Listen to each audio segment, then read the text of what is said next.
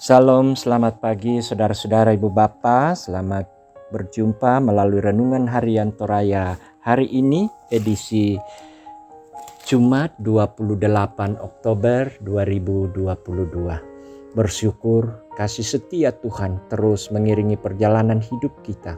Luar biasa, pagi ini Tuhan memberi kita kesempatan hidup untuk menjalani aktivitas sekaligus menikmati berkat-berkat-Nya. Mari saudara-saudara, persiapkan hati dan hidup kita, beri waktu untuk bisa bersyukur kepada Tuhan, menantikan pertolongan dari Tuhan untuk kehidupan kita hari ini. Pertolongan kita dalam ibadah ini adalah dari Tuhan yang menjadikan langit dan bumi. Kasih karunia dan damai sejahtera dari Allah Bapa kita dan dari Tuhan Yesus Kristus menyertai kamu. Amin.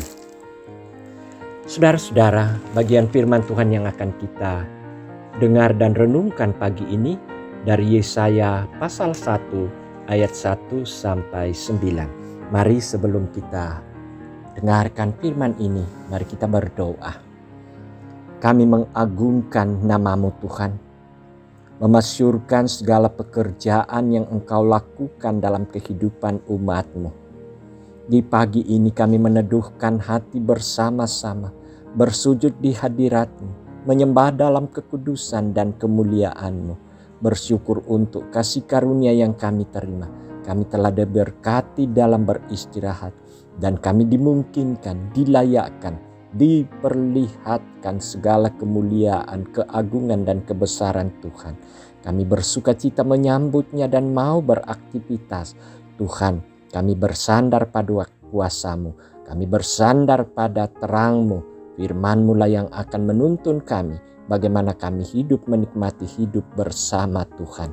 Dan terang-Mu lah ya Roh Kudus, kiranya menguasai hati dan pikiran kami, sehingga kami bisa mengerti, memahami firman-Mu dan menerangi langkah kehidupan kami.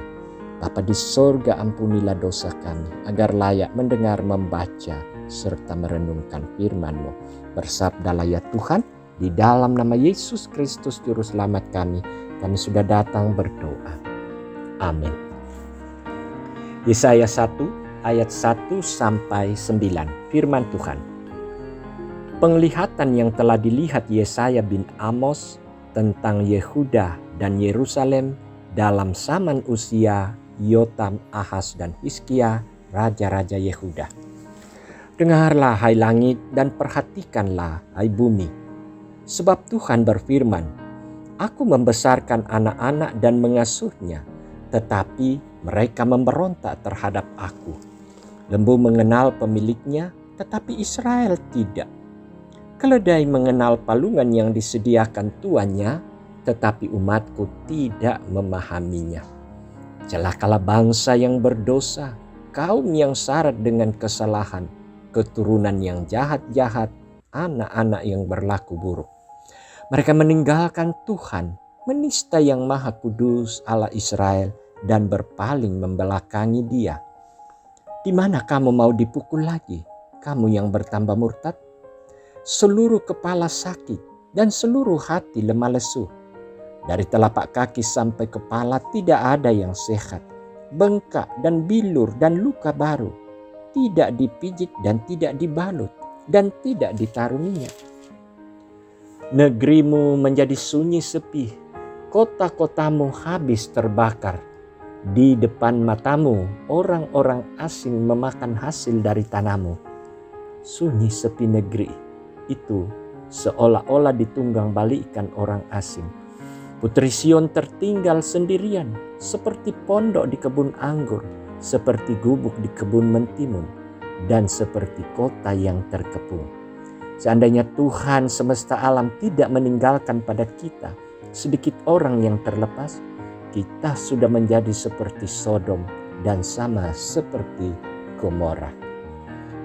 Demikian firman Tuhan, berbahagialah kita yang mendengarnya dan melakukannya dalam kehidupan. Amin. Menghargai kebaikan Tuhan. Menghargai kebaikan Tuhan.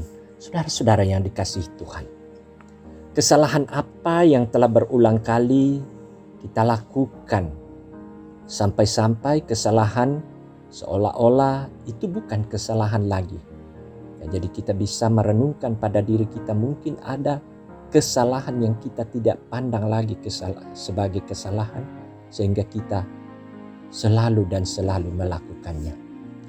Bacaan kita menggambarkan bahwa Tuhan seolah-olah menegaskan kepada langit dan bumi bahwa Tuhan telah membesarkan umat-Nya, tetapi ternyata umat-Nya masih saja memberontak terhadap-Nya.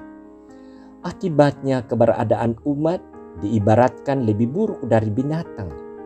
Lembu lebih mengenal pemiliknya, keledai mengenal palungan yang disediakan tuannya, tapi Israel tidak mengenal tuannya. Umat menunjukkan ketidaktaatannya, sehingga kehidupan umat syarat dengan kesalahan. Mereka hidup dalam kejahatan, menista Tuhan dan membelakangi Tuhan. Selain itu, umat sudah dipukul sampai tidak ada bagian yang belum kena pukul, namun tetap tidak bertobat. Sampai Tuhan bertanya kepada mereka, "Di mana kamu mau dipukul lagi?" Bahkan negeri mereka menjadi sunyi. Putri Sion menjadi seperti pondok di kebun anggur, seperti gubuk di kebun mentimun dan kota yang terkepung.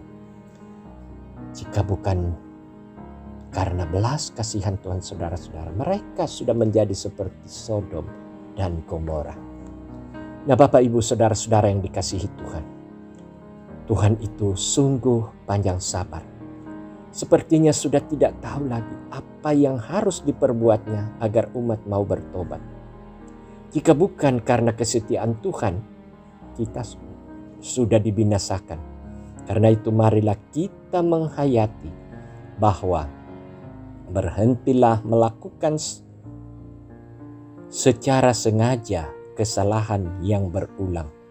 Janganlah memakai ketidaksempurnaan kita sebagai alasan untuk melakukan dosa.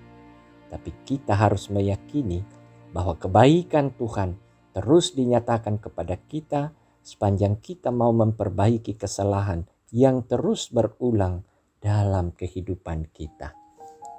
Amin. Mari saudara-saudara kita berdoa. Bersyukur Tuhan untuk ruang dan waktu di pagi ini. Kami boleh diberikan kesempatan untuk meneduhkan hati bersama, beribadah menyembah Tuhan dalam kekudusan dan kemuliaan-Nya. Terima kasih saat persekutuan ini boleh berkenan di hadirat-Mu. Terima kasih saat Tuhan masih berkenan berbicara kepada kami. Kami disadarkan bahwa sesungguhnya dalam hidup kami, terkadang kami merasa terbuai dengan kesalahan-kesalahan yang kami lakukan, yang kami pandang sebagai bukan lagi kesalahan. Ampuni kami Tuhan. Wujud kasih-Mu datang mendidik kami di pagi ini lewat firman yang kami dengar. Terima kasih kiranya firman ini akan terus mengingatkan kami dan terus menuntun langkah hidup kami. Bapa di sorga, kami yang memiliki sukacita untuk menjalani hidup yang Tuhan anugerahkan hari ini, berharap pada Tuhan, bersandar bahwa hanya kuasa dari Tuhan semata, pengasihan dari Tuhan semata, kecukupan dari Tuhan semata, dan perlindungan Tuhan lah yang terjadi dalam hidup kami. Sehingga kami bisa menjalani hari ini dengan penuh damai sejahtera, semangat kuat dalam berusaha, bekerja, beraktivitas. Bahkan di dalam persoalan pun kami tetap kuat jalani karena kami milik Tuhan. Kami punya Tuhan yang setia, yang akan selalu menolong kami. Berikanlah kami Tuhan hati yang bijaksana untuk menilai segala persoalan hidup, sehingga kami tidak jatuh dalam pencobaan, tetapi kami tetap percaya. Berkati kehidupan kami sekeluarga, usaha pekerjaan, masalah-masalah yang ada, Tuhan Engkau menopang kami. Anak-anak kami dalam pendidikan, pertumbuhan, pencarian kerja. Sesungguhnya Tuhan sendiri yang akan menyempurnakan rancangan damai sejahtera dalam kehidupan anak cucu jemaat. Terima kasih Tuhan. Berdoa kiranya kami semua dianugerahi kelimpahan berkat hari ini.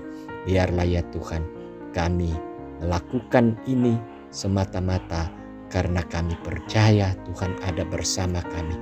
Dan biarlah apa yang kami lakukan itu berkenan di hadirat-Mu dan boleh kami menerima berkat-berkat-Nya.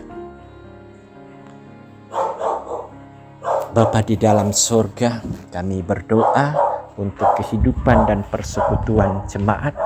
Kiranya Tuhanlah yang akan selalu menuntun kami bagaimana membangun persekutuan ini dan bagaimana saling mengasihi satu dengan yang lain. Terima kasih untuk kesempatan di hari ini. Kami berserah kepadamu Tuhan, hanya di dalam nama Tuhan kami Yesus Kristus. Itulah Tuhan dan Juru Selamat kami. Amin. Saudara-saudara yang kekasih dalam Tuhan, mari jalani hidup ini dengan penuh penyerahan diri kepada Tuhan. Percayalah bahwa Tuhan akan menyertai serta menyempurnakan kasih-Nya kepada saudara. Mari terima berkat-Nya. Tuhan memberkati engkau dan melindungi engkau. Tuhan menyinari engkau dengan wajah-Nya dan memberi engkau kasih karunia. Tuhan menghadapkan wajah-Nya kepadamu dan memberi engkau damai sejahtera sekarang dan selamanya. Amin.